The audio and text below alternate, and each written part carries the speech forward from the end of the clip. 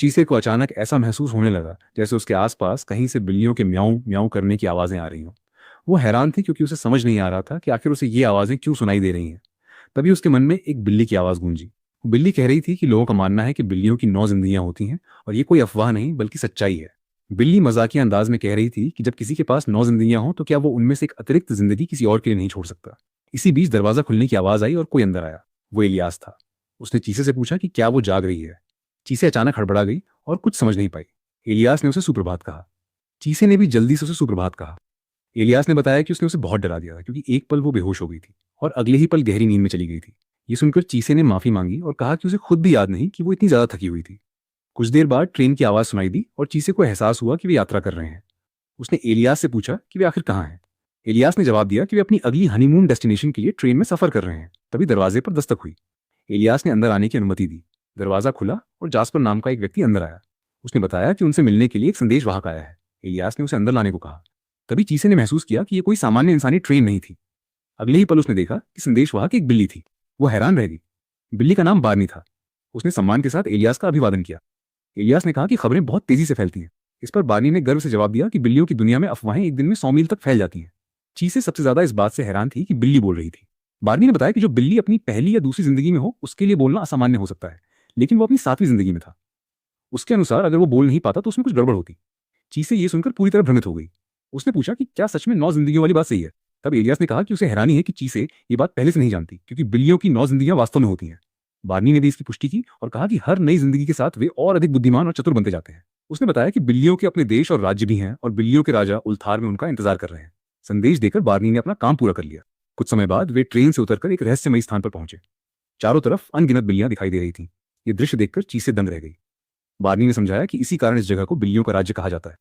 उसने बताया कि सदियों से यहाँ बिल्ली प्रेमी लोग रहते आए हैं और क्योंकि वे बिल्लियों के साथ क्रूरता नहीं करते, इसलिए बिल्लियों की संख्या यहाँ बहुत बढ़ गई है। तभी जास्पर ने बार्नी को डांटना शुरू कर दिया और पूछा कि वो कहाँ गायब था।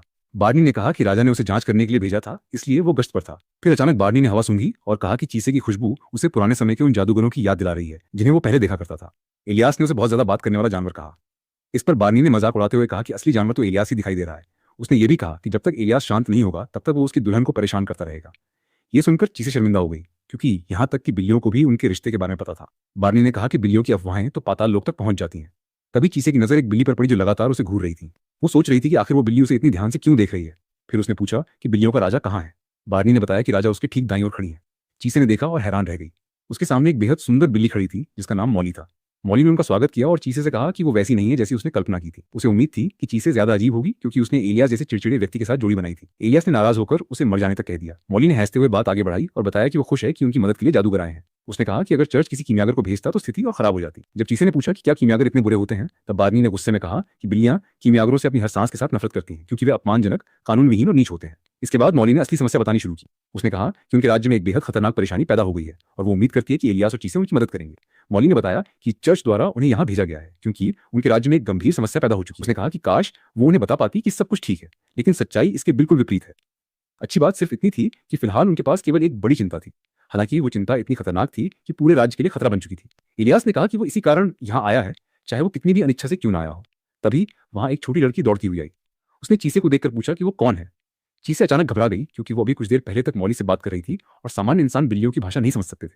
लड़की ने पूछा कि वो बाहर किससे बात कर रही थी। चीसे ने जल्दी से बात संभाली और कहा कि वो तो बस दीवार पर बैठी सुंदर बिल्ली की तारीफ कर रही थी। लड़की खुश हो गई और बोली कि वो उनकी बिल्ली है। उसने मौली को रात के खाने की याद दिलाई और कहा कि वो जल्दी घर के अंदर आ जाए। लड़की के जाने के बाद मौली के चेहरे पर एक अलग ही कोमलता दिखाई दी। उसने बताया कि वही उसकी प्यारी मालकिन है। उसने उस बच्ची की देखभाल तब से की है जब वो एक शिशु थी और अब वो उसे लगभग अपनी ही संतान की तरह मानती है। चीसे ने कहा कि वो लड़की सचमुच बहुत प्यारी है। मौली ने मुस्कुराते हुए कहा कि वही उसकी सबसे बड़ी खुशी और गर्व है।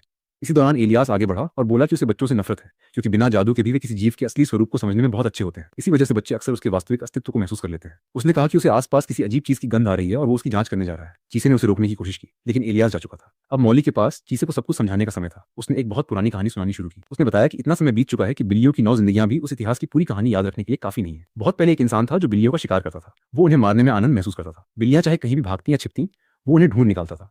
धीरे धीरे उनकी जिंदगियां समाप्त होने लगी और पूरे क्षेत्र में भय फैल गया। आखिरकार बिल्लियों के पहले राजा ने बची हुई बिल्लियों को एकजुट किया। उन्होंने मिलकर उस क्रूर इंसान पर हमला किया और उसे टुकड़े टुकड़े कर दिया। उन्होंने तब तक हमला किया जब तक उसका कोई निशान भी बाकी नहीं बचा। मौली ने आगे बताया कि उस घटना के बाद से बिल्लियों के राजाओं पर एक जिम्मेदारी आ गई। इंसानों द्वारा मिलने वाले सम्मान की कीमत उन्हें अपनी जिंदगियों से चुकानी पड़ती है। पीढ़ी दर पीढ़ी राजा और रानियां अपनी कई जिंदगियों का बलिदान देकर एक भयानक भ्रष्टाचार को नियंत्रित करते आए हैं। तभी बार्नी ने चीसे से कहा कि वो ध्यान से देखे। चीसे ने अपनी नजरें केंद्रित की और अचानक उसके सामने एक अजीब काली आकृति दिखाई देने लगी। वो किसी गंदगी या धुएं जैसी लग रही थी, लेकिन उसके भीतर एक डरावनी उपस्थिति महसूस हो रही थी। मौली ने बताया कि यही वो भ्रष्टाचार है। यह उन आत्माओं की गंदगी है जिन्हें कभी पूरी तरह शुद्ध नहीं किया गया। सदियों से इसे कैद रखा गया था, लेकिन हाल के दिनों में ये अधिक सक्रिय हो गया है। अब ये बंधनों से मुक्त होने की कोशिश कर रहा है और अंधाधुंध इंसानों तथा बिल्लियों दोनों की जान लेना चाहता है। मौली ने कहा कि वो किसी भी कीमत पर इसे आजाद नहीं होने दे सकती। अगर जरूरत पड़ी तो वो अपनी जान भी दे देगी, लेकिन इसे बाहर नहीं आने देगी। चीसे को तुरंत उस छोटी लड़की का ख्याल आया। उसने पूछा कि क्या वो ऐसा उसी लड़की की वजह से कर रही है। मौली ने बिना झिझक स्वीकार किया कि हाँ। उसने कहा कि कौन सी माँ अपने बच्चे की रक्षा करने में असफल होना चाहेगी। उसके लिए ये अकल्पनीय है। चीसे अभी ये सब समझने की कोशिश ही कर रही थी कि अचानक एक शक्तिशाली जादुई धमाका हुआ। जमीन हिल गई और इससे पहले कि वो कुछ समझ पाती, उसका संतुलन बिगड़ गया। वो सीधे पानी में जा गिरी। पानी की गहराइयों में डूबते हुए उसने घबराकर एलियास का नाम पुकारा, लेकिन उसकी आवाज लहरों में खो गई। तभी एक अजनबी आवाज सुनाई दी। वो एक कीमियागर था। उसने कहा कि इसे व्यक्तिगत रूप से लेने की कोशिश मत करो। उसके बाद सब कुछ धुंधला होने लगा और चीसे की चेतना किसी दूसरी जगह खिंचती चली गई। जब उसने दोबारा आंखें खोली तो वो किसी पुराने दृश्य को देख रही थी। उसके सामने मैथ्यू नाम का एक आदमी था जो अपनी पत्नी मीना को पुकार रहा था। मीना बीमार थी और बिस्तर पर आराम कर रही थी। मैथ्यू उसके लिए फूल लेकर आया था। उसने बताया कि बगीचे में बहुत सारे फूल खिले हुए हैं और उसे लगा कि मीना उन्हें देखना पसंद करेगी। मीना ने मुस्कुराकर उसका धन्यवाद किया, लेकिन मैथ्यू को तुरंत एहसास हो गया कि उसका बुखार अभी भी कम नहीं हुआ है। वो उसकी हालत देखकर परेशान हो गया। उसी दौरान वहां एक बिल्ली भी मौजूद थी। मैथ्यू ने झुंझलाकर उसे दूर भगाने की कोशिश की, क्योंकि उसे लगता था कि वो बिल्ली केवल मीना को पसंद करती है। फिर उसने एक खुशखबरी सुनाई। उसने बताया कि शहर में घूमता हुआ कीमियागर आया है और वो उससे मिलने जाएगा। शायद उसके पास ऐसी कोई दवा हो जो मीना की मदद कर सके। मीना ने अपराधबोध के साथ कहा कि वो हमेशा उसे परेशानियों में डाल देती है, लेकिन मैथ्यू ने तुरंत उसे रोक दिया। उसने कहा कि उसने शादी से पहले ही उसकी कमजोर सेहत के बारे में जान लिया था और ये उसके लिए कभी समस्या नहीं रही। उसने मीना को आराम करने के लिए कहा और वादा किया कि वो जल्द लौट आएगा। मैथ्यू के जाने के बाद मीना ने पास बैठी बिल्ली को देखा और धीरे से कहा कि काश उसके पास भी 9 जिंदगियां होती। इस समय एक अतिरिक्त जिंदगी उसके बहुत काम आती। मैथ्यू के जाने के बाद कमरे में सन्नाटा छा गया। मीना कुछ देर तक उस बिल्ली को देखती रही और फिर धीरे धीरे उसकी छवि धुंधली होने लगी।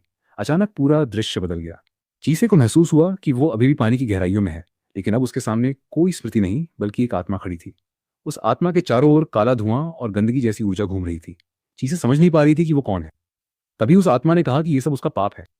उसने स्वीकार किया कि उसने अपने पति की जिंदगी को हल्के में लिया और उसे रोकने के लिए कुछ नहीं किया। यही उसकी सजा है। चीसे ने उससे पूछा कि वो आखिर कौन है। तब उस आत्मा ने जवाब दिया कि उसे इस भ्रष्टाचार का मूल कहा जा सकता है। ये सुनकर चीसे और भी उलझ गई। उसने पूछा कि इसका क्या मतलब है। तब आत्मा ने बताया कि एक आदमी है जो उसे छोड़ने से इनकार करता है। उनके बीच जो प्रेम था वही अंततः उसके पतन का कारण बन गया। अगर वो कभी उसकी जिंदगी में न आती तो शायद वो आदमी आज एक भयानक राक्षस में न बदलता। चीसे ने पूछा कि वो आदमी कौन है। तब आत्मा ने जवाब दिया कि उसका नाम मैथ्यू है और वो उसका पति है। मीना की आवाज दर्द से भरी हुई थी। उसने चीसे से विनती की। उसने कहा कि अगर संभव हो तो उसके लिए और मैथ्यू के लिए कुछ करो, लेकिन इससे पहले कि चीसे पूरी बात समझ पाती। दृश्य अचानक टूटने लगा। उसने घबराकर पूछा कि आखिर हो क्या रहा है, लेकिन कोई जवाब नहीं मिला। जब उसकी आंखें खुली तो उसने सबसे पहले एलियास को देखा।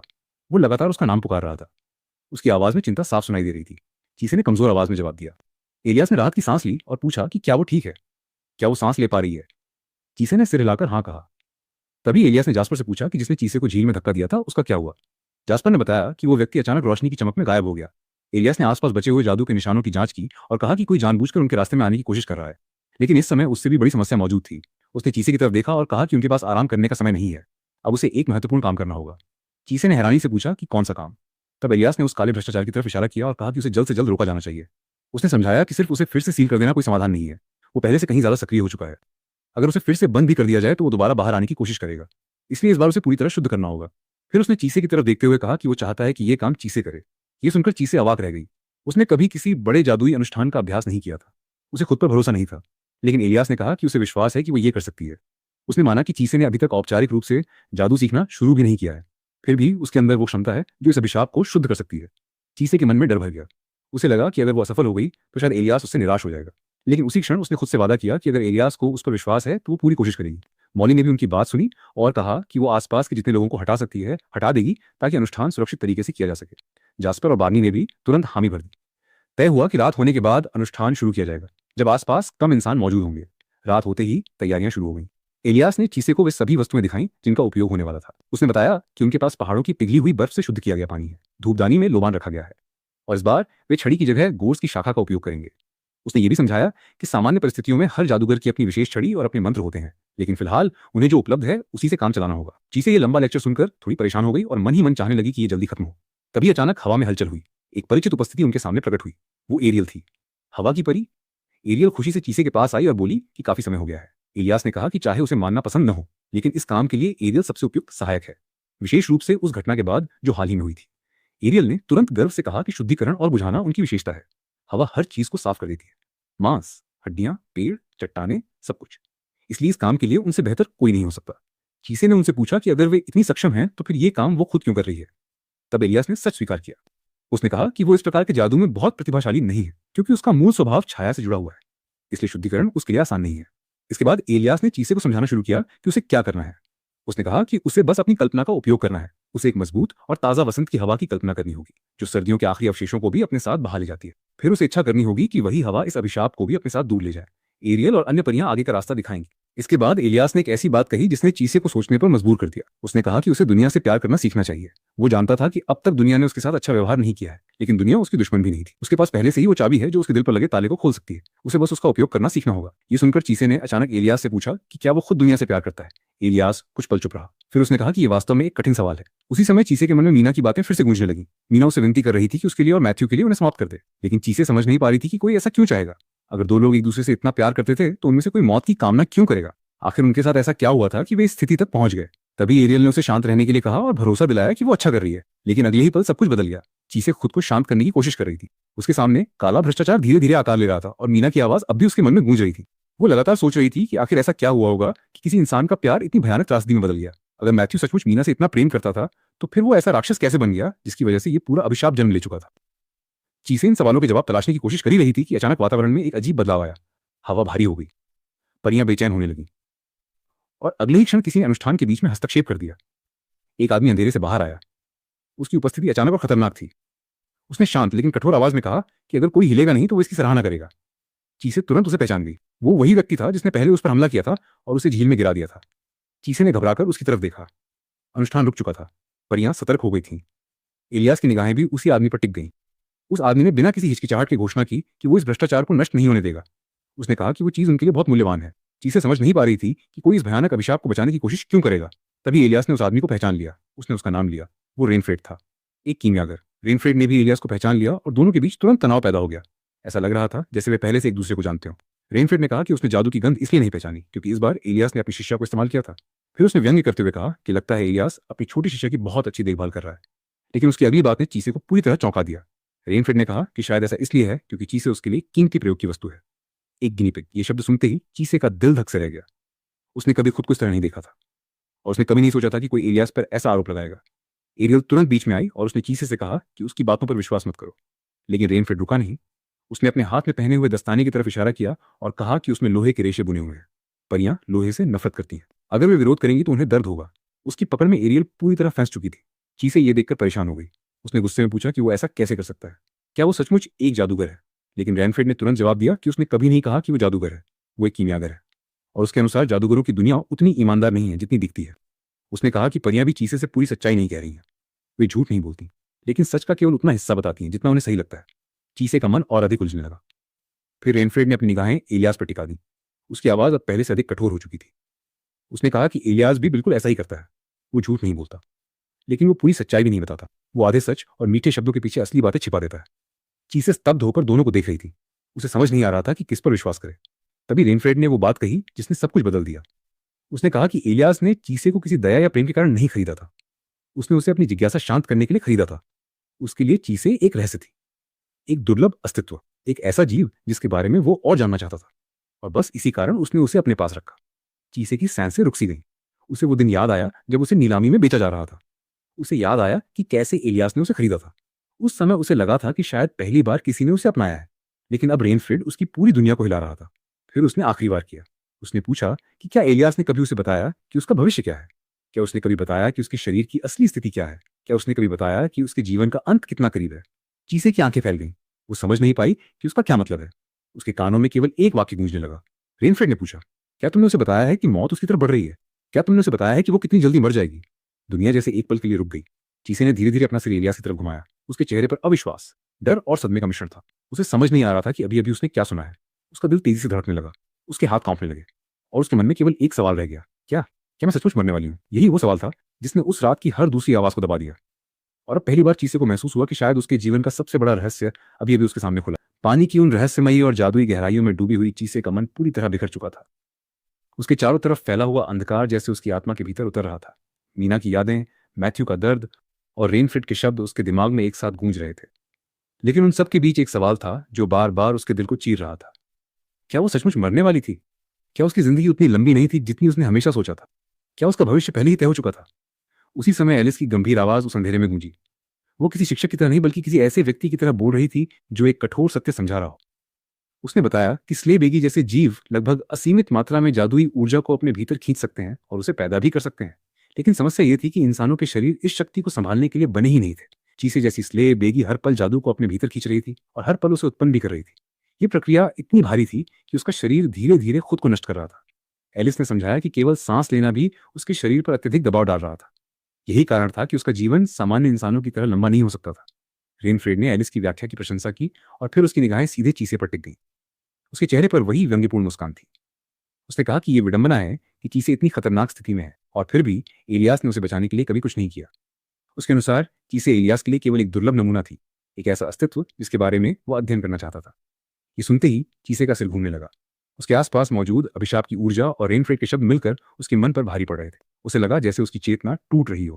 वो दर्द से अपना सिर पकड़कर बैठ गई। रेनफ्रेड धीरे धीरे उसके करीब आया। उसने कहा कि एलियास के भीतर कोई मानवीय भावना नहीं है। वो इंसान नहीं बल्कि एक राक्षस है जो इंसान होने का अभिनय करता है। उसने याद दिलाया कि एलियास ने उसे खरीदा था, ठीक वैसे ही जैसे कोई किसी वस्तु को खरीदता है। उसने ये भी बताया कि चीसे पर एक ट्रैकिंग स्पेल लगाया गया है ताकि वो कभी भी उससे दूर न जा सके। रेनफ्रेड की बातें सुनने वाले किसी भी व्यक्ति का विश्वास टूट सकता था, लेकिन इसके बावजूद चीसे चुप रही। रेनफ्रेड ने अपना हाथ उसकी ओर बढ़ाया और कहा कि अब उसे चिंता करने की जरूरत नहीं है। वो और एलिस उसे उस बंधन से मुक्त कर देंगे। लेकिन अगले क्षण पूरा वातावरण कांप उठा। हवा में एक भयानक गर्जना गूंजी। एक विशाल छाया अंधेरे को चीरती हुई सामने आई। एलियास का क्रोध आखिरकार फूट पड़ा था। उसकी कांटेदार परछाइयों ने रेनफ्रेड के जादुई घेरे पर हमला कर दिया। इतनी शक्तिशाली टक्कर हुई कि आसपास की हवा तक हिल गई। रेनफ्रेड पीछे की तरफ लड़खड़ा गया, जबकि एलिस तुरंत उसकी रक्षा के लिए उसके सामने आ खड़ी हुई। फिर एलियास की वो राक्षसी आवाज गूंजी जिसने पूरे क्षेत्र को शांत कर दिया। उसने साफ शब्दों में कहा कि ये उनका इलाका है, कीमियागरों का यहाँ कोई स्वागत नहीं है और अगर वे समझदार हैं तो तुरंत यहाँ से चले जाएं। उसकी शक्ति इतनी भयावह थी कि आसपास मौजूद परियां और कीमियागर तक एक पल के लिए स्तब्ध रह गए। इसी बीच एलिस ने चीसे का हाल पूछा। उसने जानना चाहा कि क्या वो ठीक है। चीसे ने धीरे से जवाब दिया कि वो ठीक है, जबकि वो लोहा उसे छू नहीं रहा। रेनफ्रेड अब भी हार मानने को तैयार नहीं था। उसने चीसे से पूछा कि आखिर वो इस बंधन से मुक्त क्यों नहीं होना चाहती। लेकिन इस बार चीसे ने बिना डरे उसकी आंखों में देखकर जवाब दिया। उसने कहा कि रेनफ्रेड कभी नहीं समझ पाएगा, भले ही एलियास उससे झूठ बोल रहा हो या कुछ बातें छिपा रहा हो। लेकिन इस पूरी दुनिया में वही पहला व्यक्ति था जिसने उसे अपना परिवार कहा था। वो पहला व्यक्ति था जिसने उसे स्वीकार किया था। वो पहला व्यक्ति था जिसने उसकी कीमत समझी थी। चीसे ने कहा कि उसके लिए ये किसी भी सच से ज्यादा महत्वपूर्ण है। उसने साफ शब्दों में कहा कि जब तक एलियास खुद उसे जाने के लिए नहीं कहता, वो हमेशा उसी के साथ रहेगी। उसकी ये बात सुनकर वातावरण में कुछ बदल गया। एलियास, जो अब तक क्रोध को दबाए हुए था, पूरी तरह जाग उठा। उसकी शक्ति अनियंत्रित होने लगी। उसकी रीढ़ से निकले हुए कांटे हवा में फैल गए। उसकी लाल चमकती आंखें अंधेरे को चीरने लगी और फिर उसने अपना वास्तविक स्वरूप घोषित किया। उसने कहा कि वो अंधकार है, वो कांटों की छाया में छिपकर शिकार करने वाला अस्तित्व है, वो भालों की दीवार है जो अपने शिकार को चीर देती है, और वो है पीलम मौली। उस घोषणा के साथ एक भयानक जादुई तूफान उठा जिसने पूरे क्षेत्र को हिला दिया। लेकिन उसी भयावह रूप के बीच जब उसने चीसे की तरफ देखा, उसकी आवाज फिर से शांत हो गई। उसने केवल एक सवाल पूछा, क्या तुम ठीक हो चीसे? कुछ ही देर बाद स्मृति का दृश्य एक बार फिर बदल गया। अब चीसे और एरियल मैथ्यू के घर के अंदर खड़ी थी। कमरे में शांति थी। मीना अपने बिस्तर पर लेटी हुई थी और उसकी कमजोर सैन से साफ सुनाई दे रही थी। उसका चेहरा पीला पड़ चुका था, लेकिन फिर भी उसकी आंखों में कोमल मुस्कान थी। कीमियागर उसके पास बैठा हुआ था और बड़ी ध्यान से उसकी जांच कर रहा था। कुछ देर तक वो बिना कुछ बोले उसे देखता रहा, जैसे किसी इंसान की नहीं बल्कि किसी प्रयोग की वस्तु की जांच कर रहा हो। आखिरकार वो खड़ा हुआ और मीना से आराम करने के लिए कह दिया। मीना ने उसका धन्यवाद किया क्योंकि उसे विश्वास था कि शायद ये व्यक्ति उसकी बीमारी का इलाज ढूंढ पाएगा। जैसे ही वो कमरे से बाहर गई, मैथ्यू बेचैनी से आगे बढ़ाया। उसकी आंखों में उम्मीद और डर दोनों थे। उसने तुरंत पूछा कि मीना कैसी है और क्या वो ठीक हो सकती है। लेकिन कीमियागर का जवाब सुनकर उसकी दुनिया जैसे रुक गई। उसने साफ शब्दों में कहा कि मीना की हालत कभी बेहतर नहीं होने वाली। उसकी बीमारी उसके अस्तित्व का हिस्सा है। उसके पास जीने के लिए केवल कुछ साल बचे हैं और उसका कोई इलाज नहीं है। ये सुनते ही मैथ्यू का चेहरा सफेद पड़ गया। उसकी आंखों से आंसू निकल पड़े और वो घुटनों के बल जमीन पर गिर गया। वो बार बार विनती करने लगा कि ऐसा नहीं हो सकता। उसने कहा कि मीना जीना चाहती है, वो हमेशा जीना चाहती थी। उसकी बीमारी ने उसे कमजोर जरूर बनाया है, लेकिन वो इससे कहीं बेहतर जीवन की हकदार है। मैथ्यू ने कहा कि वो किसी भी कीमत पर उसे बचाना चाहता है, चाहे उसे कुछ भी करना पड़े, चाहे उसे कुछ भी खोना पड़े। वो सब कुछ देने के लिए तैयार है। वो बस अपनी पत्नी को मरते हुए नहीं देख सकता। कीमियागर ने उसकी हालत देखी और उसके कंधे पर हाथ रखा। उसके चेहरे पर सहानुभूति जैसी कोई चीज दिखाई दे रही थी, लेकिन उसकी आंखों में छिपी हुई क्रूरता चीसे को साफ नजर आ रही थी। उसने अचानक मैथ्यू से पूछा कि क्या मीना को बिल्लियां पसंद है। मैथ्यू इस अजीब सवाल से हैरान रह गया, लेकिन उसने जवाब दिया कि हाँ, मीना को बिल्लियां बहुत पसंद है। तब कीमियागर मुस्कुराया और बोला कि ये अच्छी बात है, क्योंकि बिल्लियों की 9 जिंदगियों वाली कहावत वास्तव में सच है। यहीं से सब कुछ बदल गया। समय तेजी से आगे बढ़ा और दृश्य फिर बदल गया। अब वे गांव के बाहर खड़े थे। गांव के लोग आपस में बातचीत कर रहे थे। कुछ लोग शिकायत कर रहे थे कि हाल के दिनों में चूहों की संख्या बढ़ गई है। कुछ का मानना था कि बिल्लियां अपना काम ठीक से नहीं कर रही हैं। इसी बीच मीना भी वहां मौजूद थी। उस दिन उसकी तबीयत थोड़ी बेहतर थी, इसलिए वो घर से बाहर निकली थी। वो मैथ्यू को ढूंढ रही थी क्योंकि वो उसके लिए खाना लेकर आई थी। जब उसने गांव वालों से पूछा कि मैथ्यू कहाँ है, तब किसी ने बताया कि उसे कुछ समय पहले कुल्हाड़ी लेकर जंगल की तरफ जाते हुए देखा गया था। ये सुनते ही मीना को अजीब सा महसूस हुआ। वो तुरंत जंगल की ओर चल पड़ी। जैसे जैसे वो आगे बढ़ती गई, हवा में एक भारी और डरावनी गंध महसूस होने लगी। वो खून की गंध थी। मीना का दिल तेजी से धड़कने लगा। उसने मैथ्यू का नाम पुकारना शुरू किया और दौड़ते हुए जंगल के भीतर चली गई। लेकिन जब वो आखिरकार उस जगह पहुंची जहां से वो गंध आ रही थी, तब उसके सामने का दृश्य देखकर उसकी चीख निकल गई। चारों तरफ बिल्लियों की लाशें बिखरी हुई थीं। जमीन खून से लाल हो चुकी थी और उन सबके बीच मैथ्यू खड़ा था। उसके हाथ खून से सने हुए थे। उसकी आंखों में दर्द, पागलपन और निराशा एक साथ दिखाई दे रहे थे। मीना ये सब देखकर विश्वास ही नहीं कर पाई। उसने कांपती हुई आवाज में पूछा कि आखिर ये सब क्या है। उसने कहा कि वो मैथ्यू को जानती है। वो ऐसा इंसान नहीं था जो किसी जीव की जान ले सके। उसने उससे विनती की कि वो कह दे कि ये सब सच नहीं है। लेकिन मैथ्यू की आंखों से आंसू बहने लगे। वो हंस भी रहा था और रो भी रहा था। उसने स्वीकार कर लिया कि ये सब उसी ने किया है। उसने कहा कि उसने ये सब मीना के लिए किया है। ये सुनकर मीना और भी डर गई। तभी उसे महसूस हुआ कि उसका शरीर हिल नहीं रहा। वो भागना चाहती थी, लेकिन उसके पैर जैसे जमीन से चिपक गए थे। उसी समय अंधेरे से वो कीमियागर बाहर आया।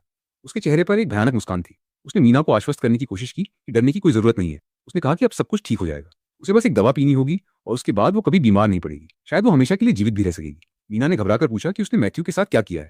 लेकिन कीमियागर ने हंसते हुए कहा कि उसने तो बस उसके भीतर विश्वास जगाया है। अब बारी मीना की थी। उसके हाथ में एक अजीब काला तरल था जो किसी दवा से ज्यादा जहर जैसा दिखाई दे रहा था। अगले ही क्षण वो भयानक दवा मीना के भीतर जबरदस्ती उतार दी गई और उसी पल उसकी दर्दनाक चीख पूरे जंगल में गूंज उठी। मीना की दर्द भरी चीख पूरे जंगल में गूंज उठी। ऐसा लग रहा था मानो उसका पूरा अस्तित्व टूट रहा हो। वो काला तरल, जिसे कीमियागर ने दवा बताया था, उसके शरीर में फैल चुका था और अब उसकी हर नस में असहनीय पीड़ा दौड़ रही थी। मैथ्यू उसके पास घुटनों के बल बैठा हुआ था। उसकी आंखों से आंसू बह रहे थे और वो बार बार मीना को शांत रहने के लिए कह रहा था। उसे अब भी विश्वास था कि यह दर्द केवल कुछ क्षणों का है और इसके बाद उसकी पत्नी पूरी तरह स्वस्थ हो जाएगी। लेकिन वास्तविकता उससे कहीं अधिक भयानक थी। मीना का शरीर उस अभिशप्त शक्ति को सहन नहीं कर सका। मीना के शरीर से काली धुंध जैसी ऊर्जा निकलने लगी। वो धुआं धीरे धीरे उसके चारों ओर फैल गया और फिर उसके पूरे शरीर को निकलने लगा। कुछ ही क्षणों में उसकी आकृति विकृत होने लगी। उसकी आत्मा उस अभिशाप में फंस चुकी थी जिसे वो शक्ति कहा जा रहा था। जहां कुछ देर पहले एक जीवित इंसान मौजूद थी, वहां अब केवल एक भयावह काली परछाई बची थी। ये दृश्य देखकर मैथ्यू के चेहरे का रंग उड़ गया। उसकी आंखें अविश्वास से फैल गईं। वो समझ ही नहीं पा रहा था कि आखिर अभी क्या हुआ है। जिस इंसान को बचाने के लिए उसने सब कुछ दांव पर लगा दिया था, वो उसकी आंखों के सामने उससे छिन चुकी थी। दूसरी तरफ कीमियागर इस पूरे दृश्य को बड़ी शांति से देख रहा था। उसके चेहरे पर दुख का कोई भाव नहीं था। उसने केवल इतना कहा कि यह प्रयोग असफल रहा। उसके लिए मीना की मृत्यु कोई त्रासदी नहीं थी, बल्कि एक असफल परिणाम था। उसने लगभग उपहास करते हुए कहा कि वो इस अभिशाप को संभाल नहीं सकी। फिर उसने अपनी शोध संबंधी टिप्पणियां करना शुरू कर दिया, मानो किसी इंसान की मौत नहीं बल्कि किसी परीक्षण का परिणाम सामने आया हो। ये सुनकर चीसे के भीतर गुस्से की लहर दौड़ गई। उसे विश्वास नहीं हो रहा था कि कोई इतना निर्दयी कैसे हो सकता है। लेकिन उस समय सबसे अधिक भयावह स्थिति मैथ्यू की थी। मैथ्यू धीरे धीरे मीना के पास गया और कांपते हुए हाथों से उसे छूने की कोशिश की। उसकी आंखों से आंसू लगातार बह रहे थे। वो बार बार उसका नाम पुकार रहा था, पहले धीरे से, फिर जोर से और फिर पूरी ताकत से चीखते हुए। उसकी आवाज में ऐसा डर था कि सुनने वाले का दिल कांप जाए। वो बार बार पूछ रहा था कि ऐसा क्यों हुआ, उसने क्या गलती की थी। उसने तो केवल अपनी पत्नी को बचाने की कोशिश की थी, फिर उसे ऐसा परिणाम क्यों मिला। लेकिन उसके सवालों का जवाब देने वाला वहां कोई नहीं था। कीमियागर ने एक आखिरी बार उस दृश्य को देखा और फिर मुड़कर जाने लगा। जाते जाते उसने कहा कि प्रेम वास्तव में सबसे शक्तिशाली भावना है। लेकिन उसके शब्दों में संवेदना नहीं, बल्कि क्रूर मजाक था, जैसे किसी दूसरे के दर्द में उसे मनोरंजन मिल रहा हो। और फिर वो अंधेरे में गायब हो गया। पीछे छोड़ गया एक टूटा हुआ आदमी, जिसकी पूरी दुनिया अभी अभी उसके सामने बिखर गई थी। कीमियागर के जाते ही मैथ्यू पूरी तरह टूट गया। उसका दुख इतना गहरा था कि वो इंसानी सीमाओं से परे जाने लगा। उसकी चीखें जंगल में गूंजने लगी। उसका दर्द धीरे धीरे किसी और रूप में बदल रहा था। उसके चारों तरफ काली ऊर्जा जमा होने लगी। हवा भारी हो गई। उसी समय वहां एक और उपस्थिति प्रकट हुई। वो बिल्लियों का पहला राजा था। उसकी आंखों में सदियों का अनुभव और गंभीरता थी। उसने मैथ्यू को देखा और तुरंत समझ गया कि क्या हो चुका है। उसने शांत स्वर में कहा कि वो मैथ्यू का दर्द समझता है। वो जानता है कि उसके भीतर कितना खालीपन है और वो भी जानता है कि ये दर्द कभी पूरी तरह समाप्त नहीं होगा। लेकिन अब बहुत देर हो चुकी थी। मैथ्यू अपनी इंसानियत खो चुका था। उसे धोखा दिया गया था। उसके प्रेम का इस्तेमाल उसके खिलाफ किया गया था और अब वो एक राक्षस बन चुका था। पहले राजा ने कहा कि उस दर्दनाक स्मृति का अंत होते ही चारों तरफ का दृश्य एक बार फिर बदलने लगा। सराय, जंगल, कीमियागर, हजारों बिल्लियों की मृत्यु और वो अभिशप्त शक्ति एक साथ मिलकर उस भयानक ब्लाइट में बदल गए जिसने सदियों तक बिल्लियों के राज्य को जकड़ कर रखा। उस स्मृति को देखते हुए चीसे को आखिरकार समझ आ गया कि ये केवल एक अभिशाप नहीं था। ये दो लोगों के प्रेम, पछतावे और त्रासदी से जन्मी हुई एक अंतहीन पीड़ा थी जो सदियों से मुक्ति की प्रतीक्षा कर रही थी। उस दर्दनाक स्मृति का अंत होते ही चारों तरफ का दृश्य एक बार फिर बदलने लगा। मैथ्यू और मीना की पुरानी यादें धीरे धीरे धुंध की तरह गायब होने लगीं। कुछ ही क्षणों में चीसे और एरियल खुद को फिर से वर्तमान में खड़ा पाया। उनके सामने वही नदी थी उसने सामने देखा। काली गंदगी के भीतर अनगिनत आकृतियां दिखाई दे रही थी। वे सभी आत्माएं थीं जो वर्षों से इस अंधकार में फंसी हुई थी। उनमें मैथ्यू था, मीना थी और वे सभी बिल्लियां भी थीं जिनकी जान उस भयावह दिन छीन ली गई थी। उनकी आत्माएं उस अभिशाप से बंधी हुई थी और अब वे मुक्ति की प्रतीक्षा कर रही थी। तभी मीना की आत्मा धीरे धीरे उस अंधकार से बाहर आई। उसके चेहरे पर दुख था, लेकिन साथ ही एक शांति भी थी। उसने चीसे की तरफ देखा और उससे माफी मांगी। उसने कहा कि उसका उद्देश्य कभी भी चीसे को यह सब दिखाकर कष्ट देना नहीं था, वो केवल चाहती थी कि कोई उनके दर्द को समझे। लेकिन चीसे की देखने की शक्ति उनकी उम्मीद से कहीं अधिक मजबूत निकली और इसलिए वो उनकी पूरी कहानी देख पाई। चीसे अभी भी उन यादों के प्रभाव से बाहर नहीं आ पाई थी। उसने तुरंत पूछा कि मीना का क्या मतलब था जब उसने कहा था कि उन्हें मिटा दिया जाए। मीना ने धीरे से मुस्कुराते हुए जवाब दिया कि उसका मतलब बिल्कुल वही था जो उसने कहा था। उसने समझाया कि आत्माएं एक चक्र का हिस्सा होती हैं। जब उनका समय समाप्त होता है तो वे इस दुनिया को छोड़कर आगे बढ़ जाती हैं। लेकिन वो और मैथ्यू ऐसा नहीं कर सके। वे इतने लंबे समय तक इस अभिशाप में बंधे रहे कि वे उस रास्ते को ही भूल गए जो उन्हें आगे ले जाता। वे खो चुके थे और अब उनके साथ वे सारी बिल्लियां भी उसी अंधकार में फंसी हुई थी। ये सुनकर चीसे का दिल बैठ गया। उसने उन आत्माओं की तरफ देखा। उनमें से हर एक कभी जीवित थी, हर एक के अपने सपने, अपनी यादें और अपनी कहानी थी। लेकिन अब वे केवल इस दर्दनाक अभिशाप का हिस्सा बनकर रह गई थी। मीना ने कहा कि वे सभी तैयार हैं। वे चाहते हैं कि चीसे उन्हें इस अस्तित्व से मुक्त कर दे, भले ही इसके लिए उन्हें पूरी तरह समाप्त क्यों न होना पड़े। लेकिन ये सुनते ही चीसे ने जोर से सिर हिला दिया। उसने कहा कि वो ऐसा नहीं कर सकती। उसने कहा कि वे निर्दोष हैं, उन्हें धोखा दिया गया था, उनके साथ अन्याय हुआ था, वे इस तरह मिटा दिए जाने के हकदार नहीं हैं। मीना ने शांत स्वर में कहा कि कभी कभी दया का सबसे बड़ा रूप किसी को जाने देना होता है। अगर वे इसी तरह बंधे रहे तो उन्हें हमेशा इसी अंधकार में भटकना पड़ेगा। उनके लिए आगे बढ़ने का कोई रास्ता नहीं बचेगा। और इसलिए वो चाहती थी कि चीसे उनकी मदद करे। उसकी आवाज में कोई शिकायत नहीं थी, केवल थकान थी, सदियों की थकान। तभी मौली आगे बढ़ी। बिल्लियों की रानी ने उन सभी आत्माओं की तरफ देखा और फिर चीसे की ओर मुड़ी। उसके चेहरे पर वही कोमल मुस्कान थी जो हमेशा रहती थी। उसने कहा कि अगर ये वास्तव में अंत का समय है तो वो उनका मार्गदर्शन करना चाहती है। मीना ने आश्चर्य से उसकी तरफ देखा। लेकिन मौली ने समझाया कि ये उसकी 9वीं और आखिरी जिंदगी है। उसने पहले ही अपना जीवन पूरी तरह जी लिया है। बहुत जल्द उसे भी उस रास्ते पर आगे बढ़ना होगा जहां बाकी आत्माएं जाएंगी। ऐसे में उनसे बेहतर मार्गदर्शक कौन हो सकता है। ये सुनते ही चीसे घबरा गई। उसके सामने तुरंत उस छोटी लड़की का चेहरा आ गया जिसने मौली को अपने परिवार का हिस्सा माना था। उसने लगभग रोते हुए कहा कि मौली ऐसा नहीं कर सकती। उस लड़की का दिल टूट जाएगा, वो अपनी सबसे प्यारी दोस्त को खो देगी। लेकिन मौली ने केवल धीरे से मुस्कुराया। उसने कहा कि मृत्यु हमेशा अचानक आती है, कोई भी उससे हमेशा के लिए नहीं बच सकता। चीसे की आंखों में आंसू भर आए। वह समझ नहीं पा रही थी कि क्या करे। एक तरफ वे आत्माएं थीं जो मुक्ति चाहती थीं, दूसरी तरफ मौली थी जो अपने अंतिम सफर के लिए तैयार खड़ी थी। और इसी बीच काली गंदगी लगातार उफन रही थी, मानो समय खत्म होता जा रहा हो। तभी उसके पास खड़ी एरियल अचानक चिल्लाई, जैसे उसे कोई महत्वपूर्ण बात याद आ गई हो। और उसी क्षण चीसे के सामने एक बिल्कुल नया विचार जन्म लेने वाला था।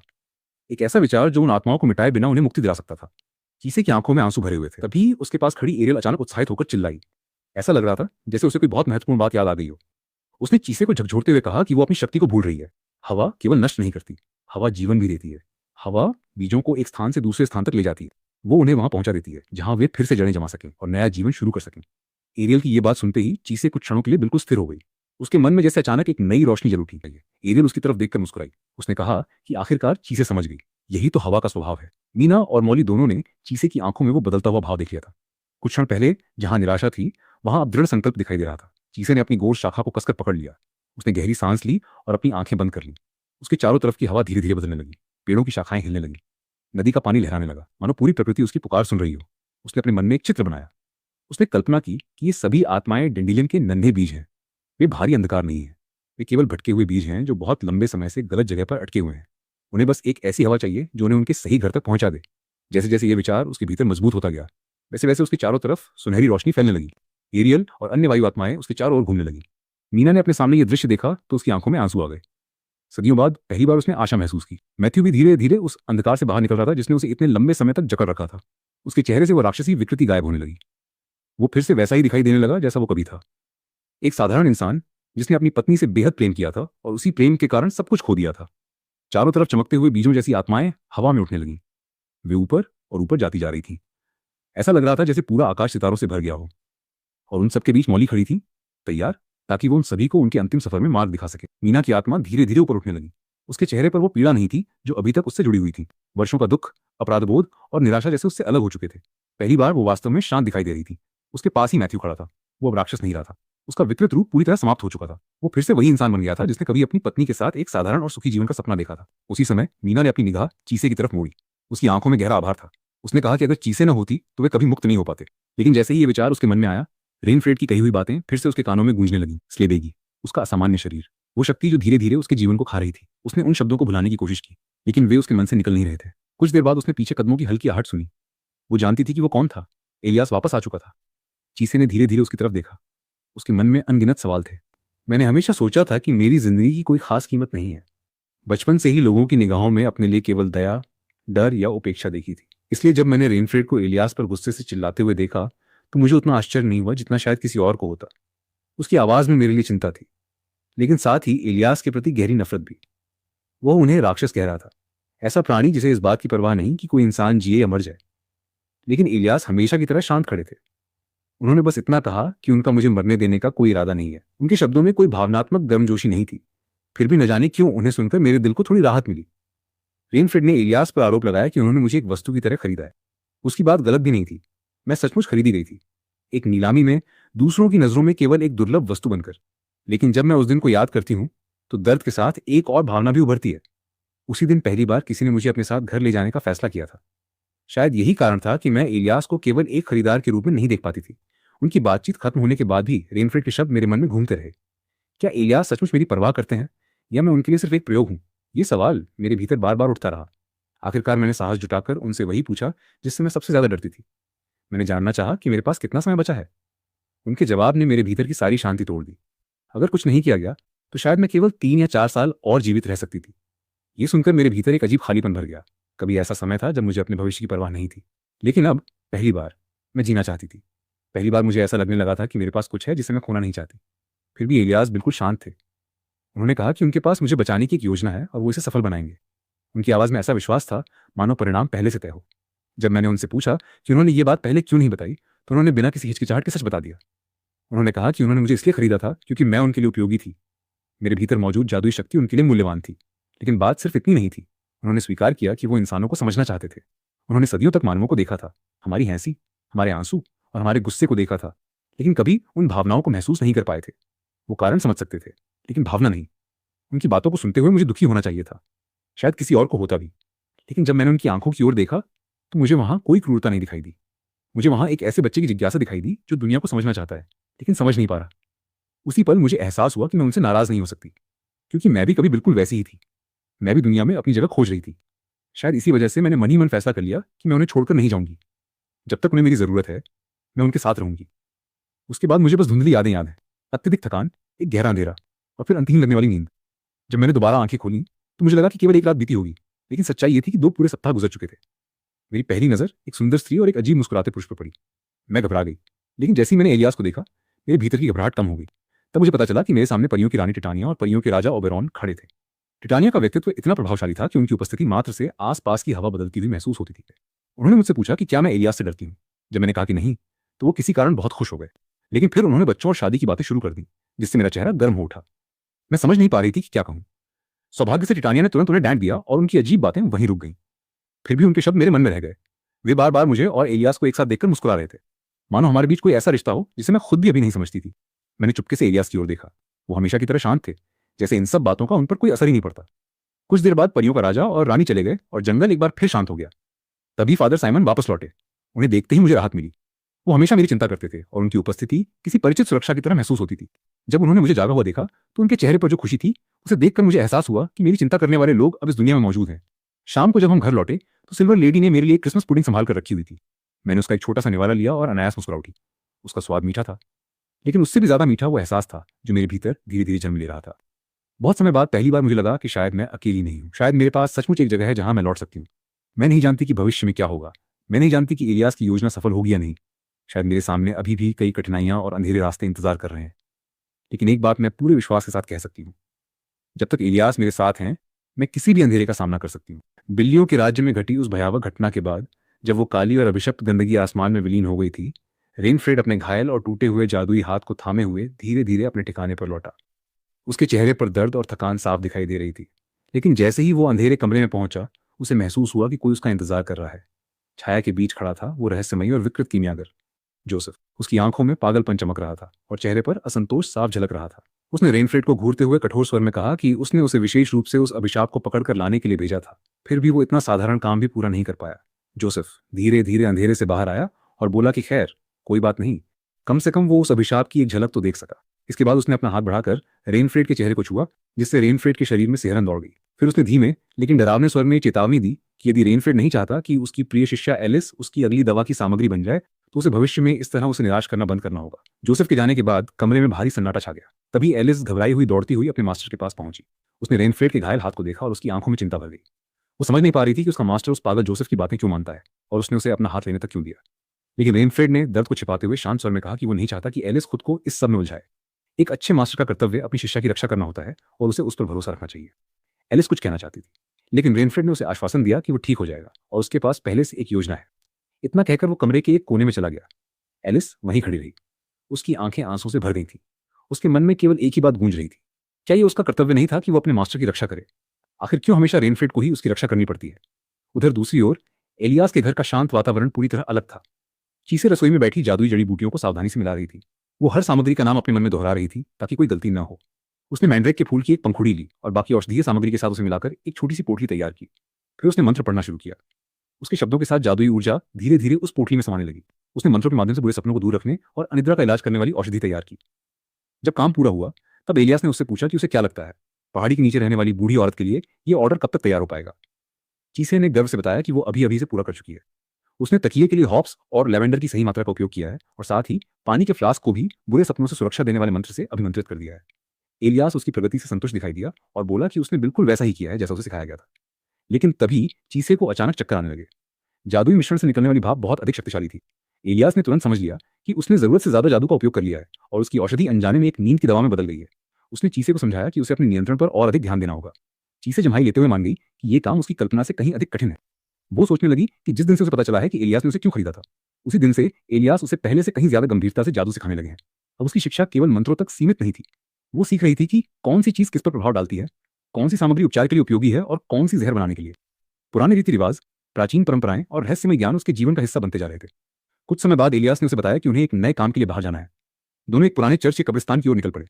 रास्ते में चीसे ने एक काली आकृति देखी और पूछा कि क्या वो बिल्ली है या कुत्ता। तब एलियास ने समझाया कि वो चर्च ग्रिम नामक जीव हो सकता है। ये प्राणी चर्च के कब्रिस्तानों के रक्षक माने जाते हैं। आमतौर पर वे शांत रहते हैं, लेकिन कभी कभी परिस्थितियों के अनुसार खतरनाक भी हो सकते हैं। उसने बताया कि ये मामला साइमन द्वारा सौंपे गए अंतिम मामलों में से एक है। चीसे को यह जानकर आश्चर्य हुआ कि चर्च अक्सर एलियास से ऐसे काम करवाता है। तब एलियास ने स्वीकार किया कि उसने अतीत में एक बड़ी गलती की थी और चर्च अब भी उस पर नजर रखना पसंद करता है। इसलिए कभी कभी वो उनके लिए ऐसे मामले सुलझा देता है ताकि वे उसे शांति से रहने दें। इसी दौरान चीसे के मन में रेनफ्रेड की कही हुई बात गूंजने लगी। उसने एलियास को एक ऐसे नाम से पुकारा था जिसे उसने पहले कभी नहीं सुना था, पीलम मौली। वो सोचने लगी कि शायद वो एलियास के बारे में उतना नहीं जानती जितना वो समझती थी। तभी एलियास ने अपनी जेब से एक छोटी मखमली डिब्बी निकाली और उसे चीसे को सौंप दिया। उसके भीतर एक सुंदर अंगूठी थी। एलियास ने समझाया कि ये अंगूठी विशेष रूप से उसके लिए बनवाई गई है ताकि स्लेबेगी होने के कारण उसके शरीर में उत्पन्न होने वाली अत्यधिक जादुई शक्ति को दबाया जा सके। उसने कहा कि अंगूठी उसकी नाड़ी की तरह काम करेगी। यदि वो भावनात्मक रूप से उत्तेजित या परेशान होगी तो अंगूठी भी अधिक सक्रिय हो जाएगी, इसलिए उसे हमेशा शांत रहने का प्रयास करना होगा। चीसे ने कृतज्ञता से अंगूठी स्वीकार की और एलियास का धन्यवाद किया। एलियास ने उसे आश्वासन दिया कि उसकी भलाई की जिम्मेदारी उसी की है और वो उसे बचाने के लिए बेहतर उपाय ढूंढता रहेगा। जब वे चर्च पहुंचे तब एलियास अंदर पादरी से मिलने चला गया और चीसे अकेले कब्रिस्तान में घूमने लगी। तभी उसे पत्थरों के पीछे से एक रहस्यमयी फुसफुसाहट सुनाई दी। आवाज विचित्र थी और उसके शब्दों में कोई स्पष्ट अर्थ नहीं था। चीसे असहज महसूस करने लगी। थोड़ी देर बाद एलियास वापस आया और उसने चीसे से परिचितों यानी फैमिलियर्स के बारे में बात की। उसने बताया कि वे जादुई सेवक होते हैं जो अपने मालिक के जादू पर जीवित रहते हैं और बदले में हर तरह की सहायता करते हैं। वो चाहता था कि भविष्य में चीसे के पास भी ऐसा कोई साथी हो जो उसकी हालत को समझ सके और जरूरत पड़ने पर उसकी मदद कर सके। लेकिन जैसे जैसे वे चर्च के करीब पहुंचते गए वातावरण और भी भयावह होता गया। चारों ओर ऐसी ऊर्जा फैली हुई थी जो किसी बुरी घटना का संकेत दे रही थी। एलियास ने स्थानीय देखभालकर्ता से बात करने का निर्णय लिया और चीसे को आसपास देखने के लिए कहा। चीसे धीरे धीरे कब्रों के बीच चलने लगी। तभी उसने गांव वालों की बातें सुनी। वे किसी मृत लड़की के बारे में चर्चा कर रहे थे। लोगों का कहना था कि उसका शरीर बुरी तरह नोचा गया था, मानो किसी जंगली जानवर ने हमला किया हो। ये सुनकर चीसे का दिल दहल उठा और उसने खुद को उस दृश्य की ओर देखने से रोका। अचानक झाड़ियों के पीछे से एक विशाल काली आकृति प्रकट हुई। उसकी आंखें लाल थीं, लेकिन उनमें क्रूरता नहीं बल्कि पीड़ा झलक रही थी। वो चर्च ग्रिम था। तभी उसके भीतर से कई आवाजों का मिश्रण जैसी एक भयानक ध्वनि गूंजने लगी। वो लगातार सवाल पूछ रहा था और उसके शब्द किसी शापित आत्मा की तरह लग रहे थे। चीसे तुरंत समझ गई कि यह साधारण प्राणी नहीं है। यदि उसने इसके सवालों का जवाब दिया तो शायद वो किसी जादुई जाल में फंस सकती थी। वो पीछे हटने लगी, लेकिन वो विकृत आवाज और उग्र होती गई। अंततः ग्रिम उसकी ओर झपटा। आत्मरक्षा में चीसे ने अपनी जादुई पोटली निकाली और इसाबेल का नाम पुकारते हुए उसका उपयोग किया। तेज प्रकाश की चमक के साथ ग्रिम पीछे हट गया और दर्द से कराहने लगा। कुछ क्षण बाद वो शांत हो गया। उसकी लाल आंखें फीकी पड़ गईं और वो एक दुखी कुत्ते की तरह बैठ गया। तभी उसकी यादें चीसे के मन में बहने लगीं। उनमें बार बार केवल एक ही नाम गूंज रहा था, इसाबेल। तभी एलियास वहां पहुंचा और उसने चीसे को सावधान रहने की चेतावनी दी। चीसे ने गौर किया कि ग्रिम के शरीर पर गहरे घाव थे, ठीक वैसे ही जैसे उस मृत लड़की के शरीर पर पाए गए थे। इससे उसे समझ आ गया कि असली हत्यारा कोई और है। उसी समय पेड़ के पीछे से एलिस प्रकट हुई। उसने अपनी बंदूक ग्रिम की ओर तान दी और चीसे से उसे सौंपने की मांग की, लेकिन चीसे ने इनकार कर दिया। उसने कहा कि ये जीव उसकी मदद कर चुका है और बिना कारण वो उसे किसी के हवाले नहीं करेगी। एलिस गुस्से से भर उठी और मंत्र पढ़ने लगी, लेकिन चीसे ने तेजी से अपनी नींद वाली पोटली उसकी ओर फेंक दी। कुछ ही क्षणों में एलिस की आंखें भारी हो गईं और वो गहरी नींद में जमीन पर गिर पड़ी। इसके बाद ग्रिम धीरे धीरे चीसे के पास आया और अपना सिर उसके घुटने पर रख दिया। उसकी यादें फिर से बहने लगी। उसने बताया कि इसाबेल उसकी छोटी बहन जैसी थी। उसके बाल सूर्यास्त के रंग जैसे थे और आंखें वसंत की नई पत्तियों की तरह हरी। फिर उसने स्वीकार किया कि इसाबेल अब इस दुनिया में नहीं रही। चीसे ने उसे सांत्वना देने की कोशिश की। तभी ग्रिम का रूप बदलने लगा और वो एक उदास इंसानी साय में बदल गया। उसने बताया कि वो और इसाबेल दोनों इंसान थे और उसने जन्म से ही उसकी देखभाल की थी। उसके शब्दों में गहरा दुख था। वो अब भी उस समय को याद करता था जब इसाबेल उसका नाम पुकारती थी। चीसे उसकी कहानी सुन ही रही थी कि अचानक उसका रूप कमजोर पड़ने लगा। तभी आसमान में एक भयानक गर्जना गूंजी और एक विशाल जादुई हाथ नीचे आया। वो सीधे ग्रिम को पकड़कर हवा में उठा ले गया। अगले ही पल अंधेरे से जोसेफ प्रकट हुआ। उसके चेहरे पर वही विकृत मुस्कान थी। उसने व्यंग्य करते हुए कहा कि रेनफ्रेड को अपने पिल्ले को बेहतर प्रशिक्षण देना चाहिए था। फिर उसने हंसते हुए ग्रिम को केवल एक प्रयोग और एक गिनी पिग कहा। उसने ये भी दावा किया कि ऐसे जीव कभी किसी इंसान से सच्चा संबंध नहीं बना सकते। उसके शब्दों में घृणा और क्रूरता भरी हुई थी। ये सुनकर एलियास की छाया फैल गई और उसके भीतर का भयावह स्वरूप जाग उठा। उसने जोसेफ को घूरते हुए गर्जना की, लेकिन जोसेफ केवल हंसा। उसने बताया कि उसके मास्टर ने कभी उसे एक ऐसे जादूगर की कहानी सुनाई थी जो किसी परी कथा से निकला हुआ लगता था। एक ऐसा प्राणी जो कभी मदद करता है और कभी अपने दांत दिखाता है। उसने एलियास को एक अधूरा जीव कहा जो इंसान होने का नाटक करता है। फिर उसने अंतिम और सबसे क्रूर शब्द कहे कि एलियास कभी भी इंसान नहीं बन सकता। इसके बाद जोसेफ चर्च ग्रिम को साथ लेकर अंधेरे में गायब हो गया।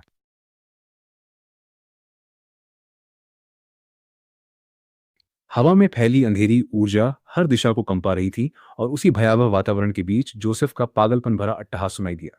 वो मानो इस पूरे विनाश का आनंद ले रहा था। अपने चेहरे पर व्यंग्यात्मक मुस्कान लिए उसने सामने खड़े एलियास को देखते हुए पूछा कि आखिर वो इतना क्रोधित क्यों है। जोसेफ को समझ नहीं आ रहा था कि एलियास अपनी इस हालत के लिए उस पर क्यों चिल्ला रहा है। उसके लिए ये सब केवल एक खेल था। एक ऐसा खेल जिसमें दूसरों का दर्द और निराशा उसके मनोरंजन का साधन बन जाते थे। दूसरी ओर रेनफ्रेड पूरी ताकत से संघर्ष कर रहा था। उसका शरीर दर्द से कांप रहा था और वो बेबसी में अपने मास्टर को पुकार रहा था। वो बार बार विनती कर रहा था कि वे रुक जाएं, ऐसा न करें और इस सब को यहीं समाप्त कर दें। लेकिन उसकी पुकारों का जोसेफ पर कोई असर नहीं हुआ। उल्टा वो और अधिक उपहास करने लगा। उसने ताने मारते हुए कहा कि उसे खेद है यदि उसने इलियास के उस अनमोल प्रयोग को खराब कर दिया है।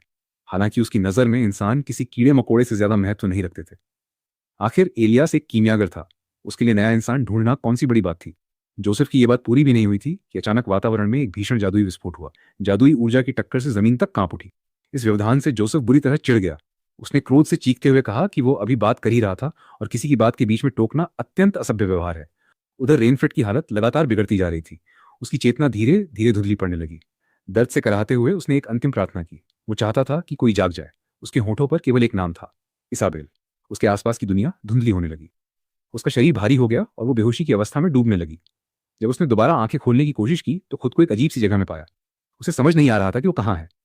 चारों तरफ धुंधली यादें तैर रही थी, मानो वो किसी और की स्मृतियों के भीतर प्रवेश कर चुकी हो। तभी उसके सामने एक कोमल दृश्य उभरा। उसने एक युवक की आवाज सुनी जो अपनी छोटी बहन से बात कर रहा था। वो मैथ्यू था। उसके स्वर में चिंता और स्नेह दोनों थे। वो इसाबेल से पूछ रहा था कि कहीं लोग उसके लाल बालों की वजह से उसे फिर से परेशान तो नहीं कर रहे थे। इसाबेल की आवाज सुनाई दी। उसके शब्दों में दर्द था, लेकिन साथ ही एक मासूम स्वीकृति भी। उसने कहा कि भगवान ने उसे ऐसा बनाया है। उसके घुंघराले लाल बाल, उसकी हरी आंखें, इन सब के लिए वो क्या कर सकती थी। लोग उसे अजीब समझते थे, उसका मजाक उड़ाते थे, लेकिन उसमें उसकी कोई गलती नहीं थी। मैथ्यू ने तुरंत उसे ढांढस बंधाया। उसने अपनी बहन को बताया कि वो उससे प्यार करता है, चाहे वो कैसी भी दिखती हो। उसकी नज़र में इसाबेल सबसे सुंदर थी। उसके शब्दों में ऐसा स्नेह था जो किसी भी दुख को हल्का कर सकता था। कुछ ही क्षण बाद इसाबेल की आवाज अचानक उत्साहित हो गई। उसने किसी को देखकर आश्चर्य से पुकारा। उसका ध्यान किसी ऐसे व्यक्ति की ओर गया था जिसे देखकर वो खुश हो उठी थी। यादों का दृश्य बदल गया। अब चीसे को एक छोटी लड़की की खिलखिलाहट सुनाई दी। वो खुशी से दौड़ रही थी। इसाबेल की आवाज फिर गूंजी। वो किसी यूलिसी नाम के व्यक्ति को धन्यवाद दे रही थी। उसके शब्दों से साफ था कि उसने उसे कोई सुंदर उपहार दिया था और वो दिल से उसकी आभारी थी। लेकिन ये सुखद दृश्य अधिक देर तक नहीं टिक सका। अचानक माहौल बदल गया। घोड़ों के दौड़ने की तेज आवाजें सुनाई देने लगी। गाड़ी के पहिए तेजी से घूम रहे थे। लोगों की घबराई हुई चीखें चारों तरफ गूंज उठी। किसी भयानक दुर्घटना ने उस शांत स्मृति को चकनाचूर कर दिया था। गांव वालों की आवाजें सुनाई देने लगी। वे चिल्ला रहे थे कि इसाबेल को एक बेकाबू गाड़ी ने टक्कर मार दी है। कोई डॉक्टर को बुलाने की बात कर रहा था, तो कोई उस छोटी बच्ची की हालत देखकर स्तब्ध था। कुछ लोगों का कहना था कि उन्होंने उन डरावनी आवाज़ों को उसके पीछे भागते देखा था और शायद डर के कारण ही वो सड़क पर भागी थी। उस अफरा-तफरी के बीच मैथ्यू की आवाज़ सबसे दर्दनाक थी।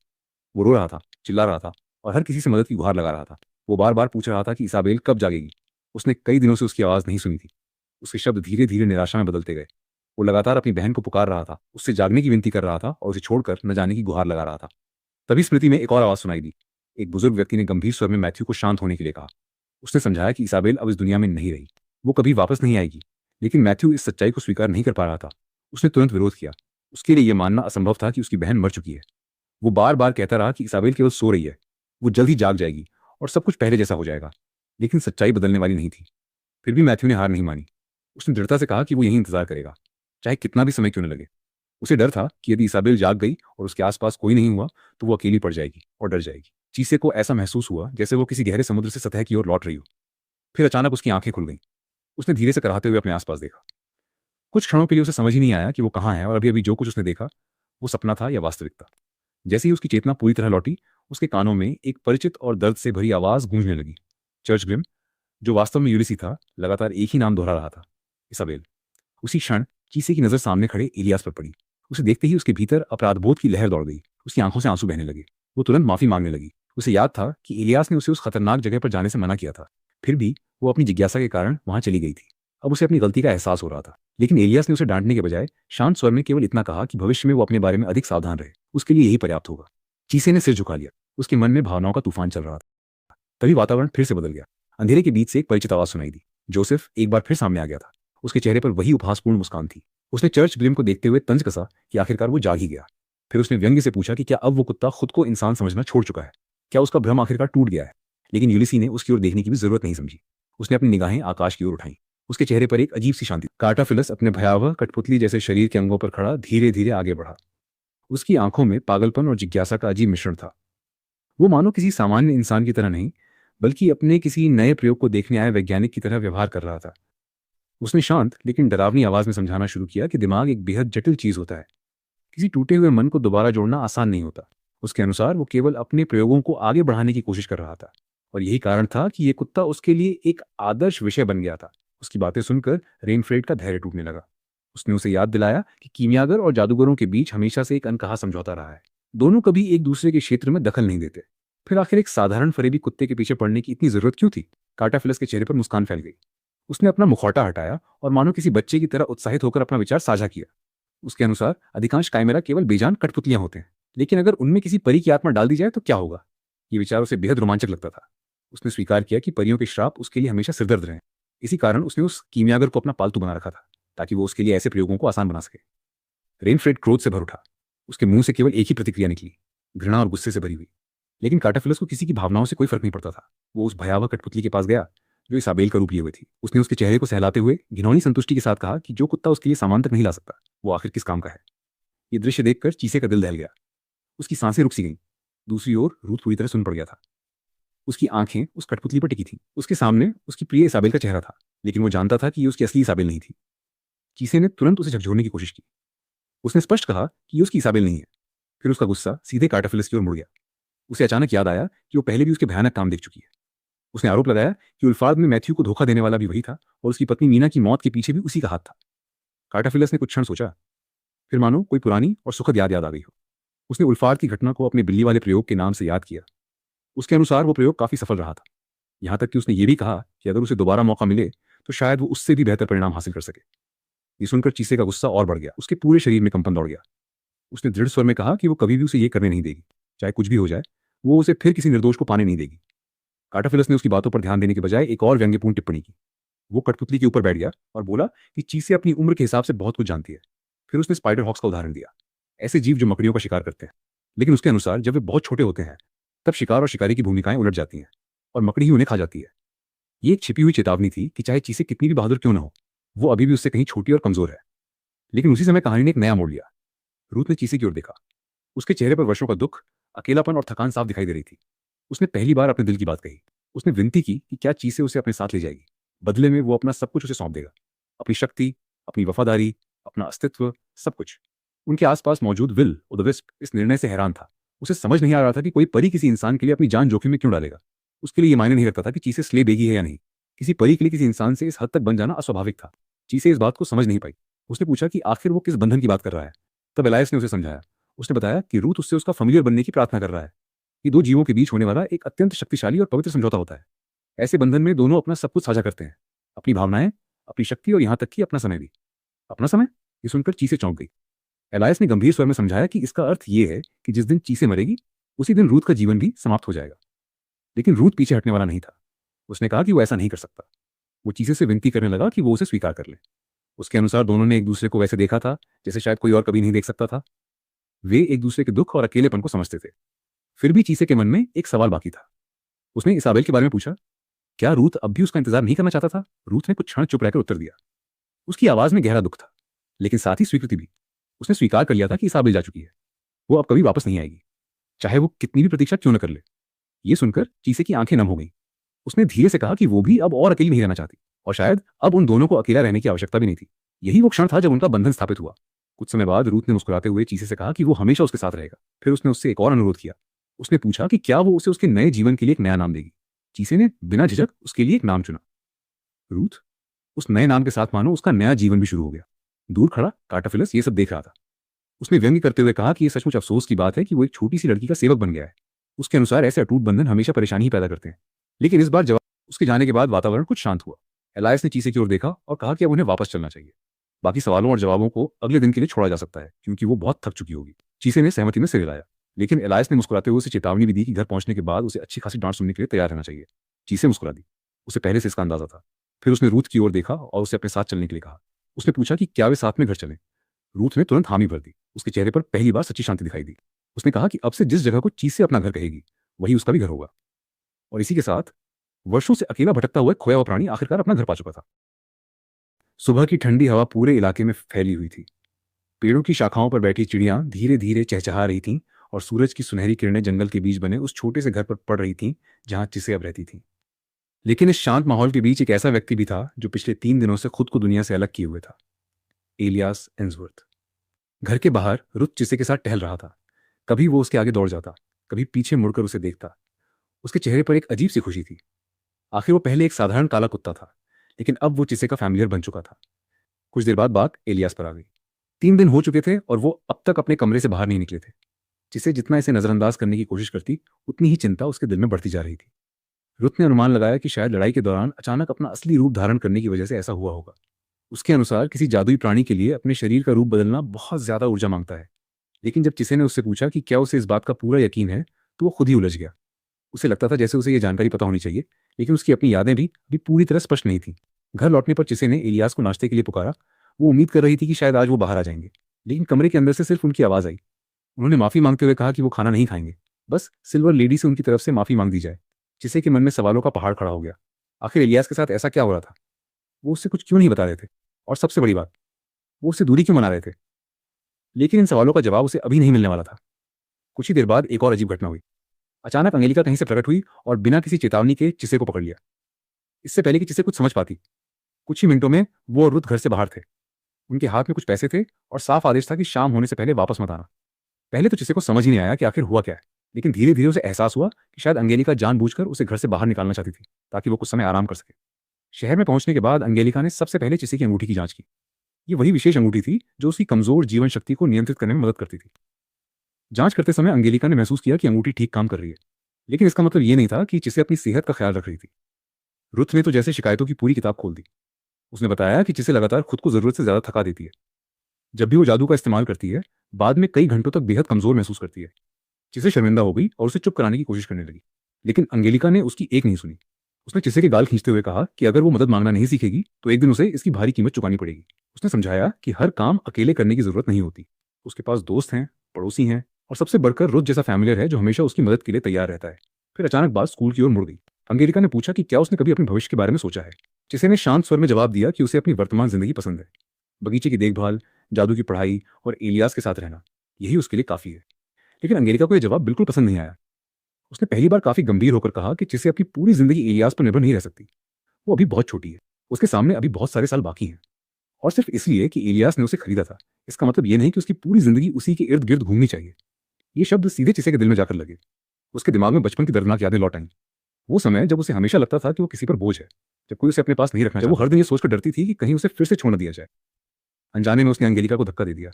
जैसे ही उसे एहसास हुआ कि उसने क्या किया है, वो घबरा गई। उसने तुरंत माफी मांगी, लेकिन अंगेलिका नाराज नहीं हुई। उसे समझ आ गया था कि चिसे के दिल में कितने गहरे घाव छिपे हुए हैं। वापसी के रास्ते में चिसे लगातार उन्हीं बातों के बारे में सोचती रही। क्या वो सचमुच एलियास पर बहुत ज्यादा निर्भर हो चुकी थी? क्या वो केवल इसलिए उसकी हर बात मान लेती थी क्योंकि उसे डर था कि अगर उसने विरोध किया तो वो उसे छोड़ देगा? क्या उसका सारा व्यवहार वास्तव में सिर्फ एक डरपोक इंसान का स्वार्थ था? इन सवालों ने उसके दिल को बेचैन कर दिया और तभी उसे एहसास हुआ कि शायद वो खुद को जितना समझती है उससे कहीं ज्यादा अकेली है। रुत उसके साथ साथ चल रहा था। अब दोनों के बीच पहले जैसी दूरी नहीं रही थी। फैमिलियर बनने के बाद उनकी आत्माएं किसी हद तक एक दूसरे से जुड़ चुकी थीं। वे केवल शब्द ही नहीं बल्कि भावनाएं भी साझा करने लगे थे। यही कारण था कि रुत आसानी से समझ सकता था कि इस समय चिसे के दिल में क्या चल रहा है। फिर उसने उस अभिशाप की बात की जो चिसे के शरीर पर लगा हुआ था।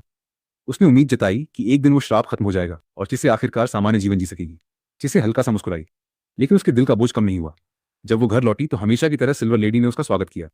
चिसे ने उत्साह दिखाने की कोशिश की और बताया कि उसने घर के लिए कुछ सामान खरीदा है, लेकिन उसकी असली चिंता अभी भी वही थी। इलियास। वो फिर उनके कमरे के दरवाजे तक गई। उसने धीरे से दस्तक दी। कोई जवाब नहीं आया। उसने दोबारा पुकारा और तभी अचानक कमरे के अंदर से एक भयावह गर्जना गूंज उठी। जिसे आवाज इतनी डरावनी थी कि उसका दिल जोर से धड़क उठा। दरवाजे की दूसरी तरफ जो मौजूद था वो इंसान तो बिल्कुल नहीं लग रहा था। कुछ क्षण बाद इलियास की आवाज सुनाई दी। इस बार उसका स्वर पहले से कहीं ज्यादा कमजोर था। उन्होंने स्वीकार किया कि उन्हें अपना रूप स्थिर रखने में परेशानी हो रही है। उन्होंने चिसे से माफी मांगी और बस इतना कहा कि क्या वो थोड़ी देर उनके साथ रह सकती है। चिसे कुछ पल चुप रही। फिर उसने एक शर्त रखी। अगर वो आज उनके साथ रुकेगी तो कल इलियास उसे सारी सच्चाई बताएंगे। इलियास ने बिना बहस की हामी भर दी। उस रात चिसे उनके पास बैठी रही। उसने उनके शरीर को देखा। वो शरीर किसी इंसान जैसा नहीं था। हड्डियों जैसा चेहरा, विकृत हाथ, अजीब आकृति। सब कुछ इतना भयानक था कि कोई भी सामान्य इंसान डर जाता। लेकिन आश्चर्य की बात यह थी कि चिसे बिल्कुल नहीं डरी। वो खुद भी समझ नहीं पा रही थी कि ऐसा क्यों है। शायद इसलिए कि उसकी अपनी जिंदगी भी हमेशा सामान्य नहीं रही थी। चिसे चीखते हुए जाग गई। उसकी सांसें तेज हो चुकी थी। कमरे में अंधेरा था। लेकिन सबसे बुरी बात यह थी कि इलियास वहां नहीं थे। सुबह होते ही उसने पूरे घर में उन्हें ढूंढना शुरू कर दिया। सिल्वर लेडी ने भी सिर हिलाकर बताया कि उसने उन्हें नहीं देखा। अब चिसे की बेचैनी और बढ़ गई। वो तुरंत रुत को ढूंढने बाहर निकल गई। जब उसने रुत को देखा तो एक बात उसे अजीब लगी। रुत अपने सामान्य विशाल आकार की जगह इंसानी कद के आसपास छोटा हो गया था। उसने बताया कि उसे लगा इस आकार में रहना ज्यादा सुविधाजनक होगा। लेकिन उसकी असली चिंता कुछ और थी। उसने चिसे के पास आते ही कहा कि उसे उसकी गंध पसंद नहीं आ रही। चिसे समझ नहीं पाई कि उसका क्या मतलब है। रुत ने सीधे कुछ नहीं कहा। लेकिन उसे महसूस हो रहा था कि चिसे अंदर से बेहद बेचैन है। जब चिसे ने पूछा कि क्या उसने इलियास को कहीं देखा है तो जवाब ना में मिला। और यहीं से उनकी बातचीत एक ऐसे विषय पर पहुंच गई जिसकी चिसे ने कभी उम्मीद नहीं की थी। रुत ने अचानक कहा, तुम मुझसे प्यार करती हो, है ना? कुछ सेकंड के लिए समय जैसे रुक गया। चिसे का चेहरा लाल पड़ गया। वो लगभग चीख पड़ी। क्या? लेकिन रुत पूरी तरह गंभीर था। उसने कहा कि जब भी इलियास कहीं चले जाते हैं चिसे बेचैन हो जाती है। वो उनकी चिंता करती रहती है, उनके बारे में सोचती रहती है और हमेशा उनकी परवाह करती है। उसके लिए ये प्रेम की सबसे सरल परिभाषा थी। लेकिन चिसे के लिए मामला इतना आसान नहीं था। वो खुद अपने दिल को समझ नहीं पा रही थी। तभी उनकी मुलाकात एक बूढ़े आदमी से हुई। उसका नाम था जोएल गारलैंड। जोएल का स्वभाव बेहद मिलनसार था। उसने तुरंत उनका स्वागत किया और अपने घर आने का निमंत्रण दिया। उसका घर किताबों से भरा हुआ था। हर कोने में किताबें थीं, जैसे कोई छोटा सा निजी पुस्तकालय हो। लेकिन जोएल अकेला नहीं था। वहां एक और मौजूदगी थी। एक ऐसी मौजूदगी जिसे केवल चिसे और रुथ देख सकते थे। वो थी लियांशी, एक रहस्यमयी फै, एक ऐसा प्राणी जो इंसानों की भावनाओं और प्रेरणाओं से जुड़ा होता है। लियांशी पहली नजर में ही चिसे में दिलचस्पी लेने लगी। वो जानती थी कि चिसे कोई साधारण लड़की नहीं है और वो ये भी जानती थी कि इलियास एंसवर्थ कौन है। दूसरी तरफ जोएल बड़े गर्व से अपनी नई लिखी कहानी लेकर आया। ये एक प्रेम कहानी थी, एक मासूम और सुंदर कहानी। दो लोगों की कहानी जो गुलाबों के बगीचे में मिलते हैं। जब चिसे कहानी पढ़ रही थी उसे महसूस हुआ कि ये केवल कल्पना नहीं है। इन शब्दों में असली भावनाएं थीं, ऐसी भावनाएं जो शायद लेखक ने खुद महसूस की थीं। और तब उसे एहसास हुआ कि ये कहानी शायद जोएल और लियांशी की कहानी का ही रूप थी। लेकिन लियांशी खुद अपनी भावनाओं को समझ नहीं पा रही थी। वो बार बार पूछ रही थी कि आखिर उसके दिल में ये अजीब एहसास क्यों पैदा हो रहा है। वो जोएल के पास रहना चाहती थी, उसे खुश देखना चाहती थी, उसकी चिंता करती थी। लेकिन वो इसे स्वीकार नहीं कर पा रही थी क्योंकि उसकी जाति के लिए किसी इंसान से प्रेम करना विनाश के समान था। और शायद इसी कारण वो अपने दिल की सच्चाई से भाग रही थी। जिसे उसे देख रही थी और अनजाने में उसे महसूस हुआ कि शायद वो खुद भी कुछ ऐसा ही कर रही है। वो भी अपने दिल की सच्चाई को स्वीकार करने से बच रही थी। लेकिन अभी उसके पास इन सवालों के जवाब ढूंढने का समय नहीं था, क्योंकि उसी समय दरवाजे के बाहर से एक परिचित आवाज सुनाई दी। रुथ वापस आ चुका था और इस बार उसके चेहरे पर गंभीरता साफ दिखाई दे रही थी। उसने चिसे की तरफ देखा और कहा, मुझे इलियास मिल गया है। उस एक वाक्य ने चिसे के दिल की धड़कन बढ़ा दी। उसे बिल्कुल अंदाजा नहीं था कि जंगल के उस पार एक शांत तालाब के किनारे उसकी और इलियास की जिंदगी का सबसे महत्वपूर्ण संवाद उसका इंतजार कर रहा है। वो शब्द सुनते ही चिसे बिना एक पल गंवाए उठ खड़ी हुई। उसके दिल की धड़कन तेज हो गई थी। कुछ देर बाद वो एक शांत तालाब के किनारे पहुंची। तालाब का पानी बिल्कुल स्थिर था। आसपास का जंगल भी असामान्य रूप से शांत लग रहा था। और वहां पानी के बीच बैठा हुआ इलियास दिखाई दिया। वो आधा पानी में डूबा हुआ था, जैसे खुद को दुनिया से छिपाने की कोशिश कर रहा हो। चिसे को देखते ही उसने सिर उठाया। चिसे, शाम के समय जंगल में आना सुरक्षित नहीं है, उसने कहा। मैंने एक नोट छोड़ दिया था। लेकिन इस बार चिसे चुप रहने वाली नहीं थी। कई दिनों से उसके भीतर जमा हुई भावनाएं आखिर बाहर निकलने लगी। उसने लगभग गुस्से में कहा कि नोट छोड़ देने से सब ठीक नहीं हो जाता। वो जानना चाहती थी कि आखिर इलियास के साथ क्या हो रहा है। वो जानना चाहती थी कि वो किस तरह का जीव है। वो जानना चाहती थी कि वो हमेशा हर सवाल से क्यों बचते हैं। इतने दिनों में पहली बार उसने खुलकर विरोध किया था। इलियास कुछ क्षण उसे देखते रहे। उनकी हड्डियों जैसी सफेद खोपड़ी पर कोई भाव दिखाई नहीं देता था, लेकिन उनकी आवाज में हैरानी साफ महसूस हो रही थी। उन्होंने धीरे से कहा कि उन्होंने चिसे को पहले कभी ऐसा चेहरा बनाते नहीं देखा। पहले कभी उसे इतना गुस्से में नहीं देखा। पहले कभी उसे इस तरह अपने दिल की बात कहते नहीं देखा। लेकिन चिसे अब रुक नहीं रही थी। उसने कहा कि सिर्फ इसलिए कि वो उनकी बात मान लेती है, इसका मतलब ये नहीं कि उसे परवाह नहीं है। वो हमेशा उनके बारे में सोचती है। वो हमेशा उनकी चिंता करती है। और जब वो अचानक गायब हो जाते हैं तब उसे डर लगता है। उसने ये भी स्वीकार किया कि वो स्वार्थी हो सकती है, लेकिन इसका मतलब ये नहीं कि उसके दिल में कोई भावना नहीं है। ये सुनकर कुछ देर तक दोनों के बीच खामोशी छा गई। तालाब का पानी धीरे धीरे लहरें बना रहा था। दूर कहीं पक्षियों की आवाज सुनाई दे रही थी और उसी खामोशी के बीच चिसे को अचानक एहसास हुआ कि शायद वो पहली बार सचमुच इलियास से लड़ रही है। पहली बार वो उनसे जवाब मांग रही है। कुछ देर बाद इलियास ने गहरी सांस ली। फिर उन्होंने बताया कि उन्होंने काफी समय से अपना असली रूप इस्तेमाल नहीं किया था। हाल की घटनाओं में उन्हें मजबूरी में वो रूप धारण करना पड़ा था, लेकिन इतने वर्षों बाद वो उसे नियंत्रित करना लगभग भूल चुके थे। इसी वजह से उनका शरीर अस्थिर हो गया था। वो लगातार अपने स्वरूप को संभालने की कोशिश कर रहे थे। जिसे ध्यान से उनकी बातें सुनती रही, लेकिन उसके मन में अब भी कई सवाल थे। सिर्फ यही नहीं कि उनका शरीर क्यों बदल रहा है, बल्कि ये भी कि वो वास्तव में है कौन, कहाँ से आए हैं, और क्यों हमेशा अपने बारे में आधी अधूरी बातें बताते हैं। जब उसने फिर सवाल पूछा तो इलियास ने तुरंत जवाब नहीं दिया। काफी देर तक वो पानी की सतह को देखते रहे। फिर धीरे से बोले, क्या तुम थोड़ा और इंतजार कर सकती हो? उनकी आवाज में पहली बार हिचकिचाहट थी, जैसे कोई ऐसा व्यक्ति जो खुद अपने अतीत को देखने से डरता हो। उन्होंने कहा कि वो सब कुछ बताएंगे, लेकिन अभी नहीं। उन्हें पहले अपने विचारों को व्यवस्थित करने के लिए थोड़ा समय चाहिए। चिसे ने उनकी तरफ देखा। पहले की चिसे शायद बिना कुछ कहे उनकी बात मान लेती, लेकिन अब उसके भीतर कुछ बदल रहा था। फिर भी आखिरकार उसने सिर हिला दिया। ठीक है, मैं इंतजार कर सकती हूँ। ये सुनकर इलियास कुछ शांत दिखाई दिए। फिर उन्होंने पूछा, क्या तुम मुझसे नाराज हो? चिसे ने तुरंत जवाब दिया, नहीं, लेकिन उसका चेहरा कुछ और ही कह रहा था। इलियास ने हल्की जिज्ञासा से पूछा कि अगर वो नाराज नहीं है तो ऐसा चेहरा क्यों बना रही है? अचानक तालाब का पानी हिलने लगा। एक छोटा सा जीव पानी से बाहर निकला। जिसे घबरा गई और लगभग पीछे हट गई, लेकिन इलियास शांत रहे। उन्होंने बताया कि ये एक फैमिलियर है। कुछ ही क्षण बाद वो छोटा जीव औपचारिक अंदाज में झुक गया और फिर उसने अपना संदेश सुनाया। लिंडन के पेड़ से मेज थॉर्न तक उसकी आवाज आश्चर्यजनक रूप से गंभीर थी। मैं मास्टर लिंडन का संदेश लेकर आया हूँ। चिसे और इलियास दोनों उसका संदेश सुनने लगे। इस युवा लड़की के लिए एक कार्य है। उसे तुरंत बुलाया गया है। कुछ क्षणों के लिए हवा जैसे थम गई। फिर वो जीव ऊंची आवाज में बोला, ड्रैगनों की धरती पर वापस लौट आओ। ये सुनते ही चिसे की आंखें फैल गईं। ड्रैगनों की धरती, वो स्थान जहां उसने पहली बार प्राचीन ड्रैगनों को देखा था। वो रहस्यमयी भूमि जहां समय और जीवन को लेकर इंसानों से बिल्कुल अलग नियम थे।